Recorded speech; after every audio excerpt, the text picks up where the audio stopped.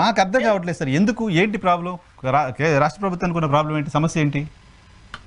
సమస్య ఏంటి అంటే నాకున్న అండర్స్టాండింగ్ అంటే కేంద్ర అంటే వీళ్ళ మధ్య జరుగుతున్నటువంటి డిస్కషన్, రాజకీయ వర్గాల్లో జరుగుతున్నటువంటి డిస్కషన్, చాలా టాప్ లెవెల్లో మధ్యలో జరుగుతున్నటువంటి డిస్కషన్ ఏంటి అంటే ఈ 2024 నుంచి 2020 బహుశా జమిలీ ఎన్నికలు రావచ్చు, లేకపోతే ఇంకో ఎన్నికలు రావచ్చు, లేకపోతే ఒకవేళ 2029కి ఎలక్షన్లు జరిగినప్పటికీ కూడా వీళ్ళ ఇంప్రెషన్స్ ఏంటి అంటే అమరావతిని ఈ రోజు కనుక లీగల్ గా ఫిక్స్ చేస్తే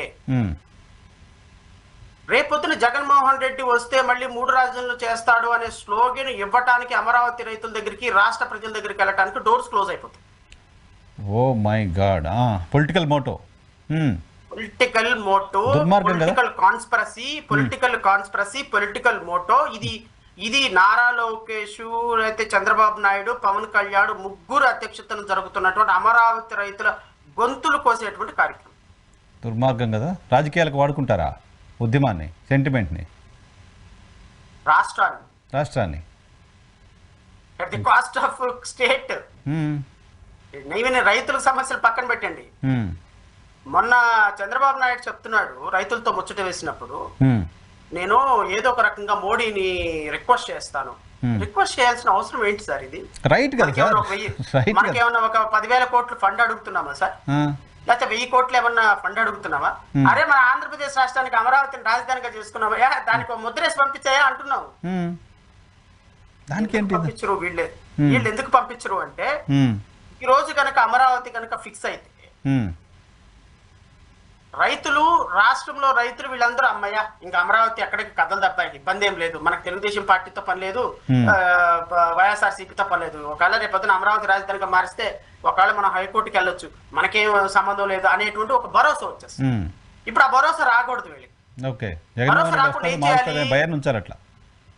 జగన్ వస్తే మారుస్తాడేమో, లేనిపోయింది ఇది మనకు మారిస్తే మళ్ళీ రేపొద్దున జగన్మోహన్ రెడ్డి 3 రాజధానులు అంటాడేమో. ఎందుకు వచ్చిన మంచిది, Telugu Desam party development activities start చేసింది, డెవలప్మెంట్ అండర్ కన్స్ట్రక్షన్ లో ఉన్నాయి. ఇదిగో 2 సంవత్సరాలు అయినప్పటికీ 4 రోడ్లు వేసారు, 4 బిల్డింగులు కట్టారు. ఈ 3 సంవత్సరాల్లో అదిగో ఇదిగో ఇదిగో ఇదిగో అని చెప్పేసి ఇంకో 10 బిల్డింగులు 10 వంతెనలు కడతారు. ఇదిగో ఏదో some construction is going on. They are looking for some they are trying to do some development Andhra Pradesh లో చేయడానికి ప్రయత్నం చేస్తున్నారు. ఈ సందర్భంలో మళ్ళీ తెలుగుదేశం పార్టీ అధికారాన్ని మారిస్తే మళ్ళీ మొదటికే మోసం వస్తుంది. కాబట్టి మనం ఎట్లా అయినా సరే ఈసారి మళ్ళీ తెలుగుదేశాన్ని రిటైన్ చేసుకోవాలని రైతులు అనుకోవాలి, అమరావతి రైతులు అనుకోవాలి, మిడిల్ క్లాస్ మ్యాన్ అనుకోవాలి, ఆంధ్ర ప్రజలు అనుకోవాలి. సో ఇలాంటి పరిస్థితి మళ్ళీ రేపొద్దున జగన్ వస్తే డిస్ట్రక్షన్ స్టార్ట్ అవుతుంది. కాబట్టి అమరావతిని లీగల్ గా వాళ్ళు స్ట్రెంగ్తన్ చేయకుండా అలా వదిలేశారు సార్. ఓకే, ఇది పొలిటికల్ మోటో కనపడుతుంది. మిగతా సమస్యలు ఎందుకు పరిష్కారం చేయలేకపోతున్నారు సార్? ఇంకా చాలా సమస్యలు ఉన్నాయి. అసలు ఇప్పుడు రైతుల బాధ ఏంటి? ప్లాట్లు కూడా ఇవ్వలేకపోతున్నారు, ఇంకెక్కడో ప్లాట్లు ఇస్తున్నారు మాకు. ఆ భూములు అసలు మాకు గవర్నమెంట్ తీసుకుందో లేదో తెలియదు. ప్లాట్ రాళ్ళు బాతారు, ఆ రాళ్ళని పోయినాయి, ఎక్కడున్నాయో తెలియదు, ఎప్పుడు డెవలప్మెంట్ జరుగుతుందో తెలియదు. చాలా ఆవేదన రైతుల్లో వ్యక్తమవుతుంది సార్. సినిమాలు చూస్తారా మీరు?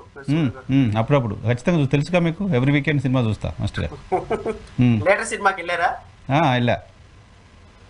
గొల్లపూడి మారుతిరావు అను రాణా మధ్యలో ఒక డిస్కషన్ జరుగుతుంది, విన్నారా? రాష్ట్ర ప్రజల కోసం మళ్ళీ ఇంకోసారి చెప్తా. పేదవాడు పాప కష్టపడి బిర్యానీ తెచ్చుకుంటే ఆ బిర్యానీ లాక్కోవాలి. ఆశగా పాప ఆకలితో అటు ఇటు చూస్తే ఏదో మరి కష్టపడి సరే బిర్యానీ అయిపోయింది కానీ భోజనం తెచ్చుకుంటే అది కూడా లాక్కోవాలి. అది కూడా లాక్కొని రైస్ ఫ్రీ అనాలి. రైస్ ఫ్రీ అని అడిగితే ఆ గంజి తాగటానికైనా ఆశపడతారు. అంటే నీ చెప్పడం సీక్వెన్స్ మిస్ అయింది అనుకో, లాజిక్ అయితే అర్థమైంది. అమరావతి ప్రజలు కావచ్చు, లేకపోతే అమరావతిలో రైతులు కావచ్చు, వీళ్ళు రీకాన్స్టిట్యూటెడ్ ఫ్లాట్స్ కోసం నమో రామచంద్ర అని ఆకాశం వైపు ఎదురు చూసినట్టుగా చంద్రబాబు నాయుడు గవర్నమెంట్ వైపు ఎదురు చూడాలి. మళ్ళీ ఇంకొకటి, ఈ రీకాన్స్టిట్యూటెడ్ ఫ్లాట్స్ కూడా వీళ్ళు తెలివిగా ఏం చేస్తారంటే ఇప్పుడు వాళ్ళలో కొంత రివోల్ట్ స్టార్ట్ అయింది కాబట్టి వాళ్ళని ఇప్పుడు ఏం చేస్తారంటే ఒక 10% 20% రీకాన్స్టిట్యూటెడ్ ఫ్లాట్ ఇస్తున్నట్టుగా నటిస్తారు. ఓకే, అక్కడ ఇక్కడ ఎక్కడ బౌండరీస్ వేయటం, అది చేయటం, ఇది చేయటం చేస్తారు. అంటే రీకాన్స్టిట్యూటెడ్ ఫ్లాట్స్ కూడా సార్ మీ ఇష్టం వచ్చినట్టు అదిగో నీ ఫ్లాట్, అదిగో ఇదిగో నీ ఫ్లాట్, ఇదిగో చూపించడానికి లేదు సార్. రీకాన్స్టిట్యూటెడ్ ఫ్లాట్స్ కూడా పూర్తి డెవలప్ చేసి రాష్ట్ర ప్రభుత్వం ఇవ్వాలి. అదే కదా ప్రామిస్ చేసింది. రోడ్లు ఇవ్వాలి, లైటింగ్ ఇవ్వాలి, వాళ్ళకి స్ట్రీట్ లైట్స్ ఇవ్వాలి, వాళ్ళకి బేస్ ఇవ్వాలి, దారి ఇవ్వాలి, ఈస్మెంటరీ రైట్లు ఇవి లేకుండా వాళ్ళు ఏం చేసుకోలేరు దాన్ని. అంతే కదా. సో రీకాన్స్టిట్యూటెడ్ ఫ్లాట్స్ అమ్ముకునే అవకాశం ఉన్న సందర్భంలో ఈ రోజు రైతులకి ఈ రోజు రివోల్ట్ అయింది కాబట్టి ఈ రోజు ఇది పెద్ద ఇష్యూ అవుతుందేమోనని చెప్పి వీళ్ళకి అటు ఇటు అటుగా కొన్ని రీకాన్స్టిట్యూటెడ్ ఫ్లాట్స్ ఇచ్చినట్టుగా నడుస్తారు. బట్ మీరు గుర్తుపెట్టుకోండి, 2028 ఎలక్షన్ ఎజెండాలో అమరావతి రైతుల అంశం ప్రధానమైనది కాబోతుంది. కూటమి వైపు నుంచి కూడా మీకు ప్లాట్లు ఇస్తాం, సమస్య పరిష్కారం చేస్తాం, అప్పుడు కూడా చెప్తారేమో. అమరావతి డెవలప్ కావాలి అంటే మళ్ళీ చంద్రన్న రావాలి. అమరావతి ఒకే క్యాపిటల్ గా నిలబడాలి అంటే మళ్ళీ చంద్రన్న రావాలి. రైతు కన్నీరు లేకుండా ఉండాలంటే మళ్ళీ చంద్రన్న రావాలి. మళ్ళీ ఈ దుర్మార్గుడు పరిపాలన అంతమొందాలి అంటే మళ్ళీ చంద్రన్న రావాలి. సో ఈ విధమైనటువంటి స్లోగన్స్ తోటి అమరావతి రైతుల్ని రైట్ ఫ్రమ్ 2014 నుంచి 2014 నుంచి మోసం చేసుకుంటూ ఈ రోజు వచ్చినటువంటి మోసం ఈ రోజు రైతులకి కూలంకుషంగా అర్థమైంది. ఓకే, స్పష్టంగా అర్థమైంది. ఏమని 17 సంవత్సరాలు 17 నెలల్లో కనీసం రైతులతో కలవని ముఖ్యమంత్రి ఏం ముఖ్యమంత్రి అండి? ఎందుకోసం వచ్చావు నువ్వు? ఉంటుంది అమరావతిలో. నువ్వు నీ ప్రభుత్వం ఏర్పడింది అమరావతి యొక్క బిడ్డల యొక్క రక్త మాంసాల మీద. ఈ రోజు నీ ప్రభుత్వం ఏర్పాటు కావడానికి కారణం అమరావతిలో మహిళలు, రైతులు, బిడ్డలు, ఆడ మహిళలు. సార్ నాకు తెలిసి నిజంగా నేను చాలా సీరియస్ గా చెప్తున్నాను నరసింహరావు గారు, అసలు ఒక 1700 రోజులు ఇళ్లలో పొయ్యి వెలగలేదు సార్ ఆడవాళ్ళకైతే. పొయ్యి దగ్గర ఆడవాళ్ళు లేరు, మగాళ్ళు అంటుండారు సార్, మగవాళ్ళు అంటుండారు. నిజంగా నిజాయితీగా చెప్తున్నా, ఏ కమ్యూనిటీ అనేది నాకు సంబంధం లేదు. రైతు అనేవాడు ఒకే ఒక కమ్యూనిటీ సార్, నాకు అన్నం పెట్టే రైతు. వాళ్ళ కమ్మ, రెడ్డ, ఇంకోళ్ళ నేను మాట్లాడు. ప్రతి రోజు నేను ఎన్ని బాధలు ఉన్నా, ఎన్ని కష్టాలు ఉన్నా, ఎన్ని కోర్టులో కేసులు ఉన్నా, సాయంత్రానికి అమరావతి రైతుల కోసం మాట్లాడేవాడు. 1700 రోజులు మహిళల యొక్క కష్టంతో ఏర్పడిన ప్రభుత్వం ఇది. నువ్వు వాళ్ళని పిలిచి నువ్వు గౌరవించుకోకపోతే ఇంక దేనికోసం నువ్వు ఉంది? అదే కదా. సిఆర్డిఏ కమిషనర్ రైతులు వెళ్తే నవ్వుతాడంట, అవహేళనగా చూస్తున్నాడంట. అవహేళనగా ఎవరికి ఇచ్చారు భూములు, ఎవరిని అడుగుతున్నారా, వెళ్ళి అడగని పోండి అంటాడట. 3 నెలల క్రితం కలిసిన మినిస్టర్ ఈ రోజు వరకు దిక్కు దేవానం లేదట. నారా లోకేష్ అసలు మాట్లాడు, చంద్రబాబు నాయుడు అసలు మాట్లాడు, సృజనా చౌదరి అసలు మాట్లాడు. వీళ్ళందరూ ఈ అమరావతిని అడ్డం పెట్టుకుని అధికారంలోకి వచ్చిన దుర్మార్గులు వీళ్ళంతా. ఆడపిల్లకి కన్నీరు ఒలిపితే నేను వస్తానన్నాడు పవన్ కళ్యాణ్. అమరావతి రైతుల గురించి ఎందుకు మాట్లాడు? అదే కదా, ప్రభుత్వంలో లేవా? సో కాబట్టి ఇవన్నీ బోటకాలు నరసింహరావు గారు. రాష్ట్ర ప్రభుత్వం అమరావతిని ఫిక్స్ చేయకపోతే, అమరావతిని లీగల్ గా ఫిక్స్ అయిపోతే, అమరావతి రైతుల రీకాన్స్టిట్యూటెడ్ ఫ్లాట్స్ ఇవ్వకపోతే, అమరావతి రైతులకు ఇస్తానన్నటువంటి అంశాలు, చేస్తానన్నటువంటివి ప్రతి ఒక్కటి నిర్వర్తించకపోతే ఈ రాష్ట్ర ప్రభుత్వం కుప్ప కూలిపోవడం కాదు. సో ఏంటి సార్, అమరావతి రైతుల్లో మీకు రెగ్యులర్గా టచ్లో ఉండే వాళ్ళు ఉంటారు, మీరు మాట్లాడుతుంటారు, ఆ ప్రాంతానికి వెళ్తుంటారు, వాళ్ళ పట్ల కన్సర్న్ చూపిస్తుంటారు. వాళ్ళు మళ్ళీ సమస్యల పరిష్కారం కోసం ఆందోళన చేయాల్సిందేనా, మళ్ళీ రోడ్డు ఎక్కాల్సిందేనా, మళ్ళీ టెంట్లు వేసుకోవాల్సిందేనా, మళ్ళీ ఇంట్లో పొయ్యిలు రోడ్డు ఎక్కాల్సిందేనా?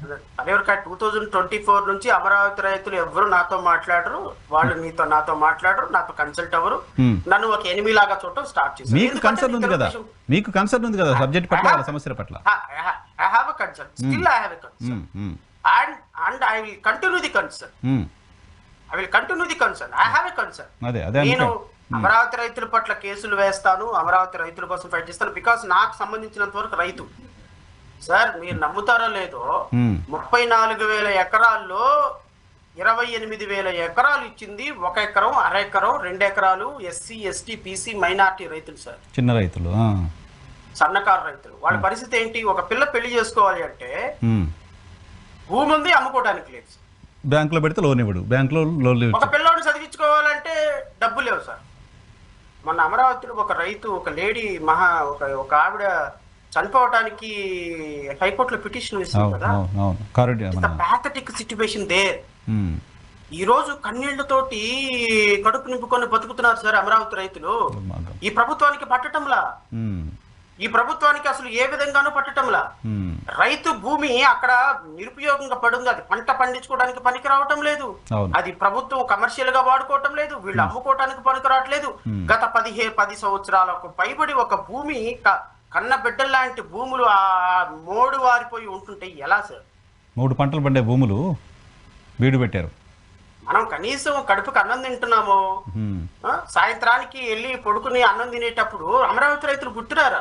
రావాలి కదా సార్, రావాలి కదా, రాకపోతే వాళ్ళ వాళ్ళ వాళ్ళ వాళ్ళ కష్టంతో ఈ రోజు నువ్వు ముఖ్యమంత్రి అయ్యావు, ఉమ్, నీ కొడుకు మంత్రి అయ్యాడు, ఉమ్, నీ కొడుకు 1000 కోట్లు సంపాదించడానికి కారణం అమరావతి రైతులు ఇచ్చినటువంటి పోరాటం, చేసినటువంటి పోరాటం. నీ పవన్ కళ్యాణ్ హెలికాప్టర్లు తిరగడానికి కారణం ఆ రైతులు మేము చేసినటువంటి పోరాటం. ఏం చేశారా మీరు? ఉమ్, నారా లోకేష్ గాని చంద్రబాబు నాయుడు గాని ఏ రోజున ఒక రోజు ఒక అమరావతి రైతుల కోసం ఒక యాత్ర చేశారా? ఉమ్. భువనేశ్వర్ గారు వచ్చారు, గాజులు ఇచ్చారు, ఉద్యమానికి సార్, డబ్బులు ఇచ్చారు. సరే, ఆమెనే స్పందించారు కదా. 1700 రోజులు నిరంతర ఉద్యమాన్ని మానిటర్ చేసి ఉద్యమంలో పాల్గొన్నది మాలాంటి వాళ్ళం.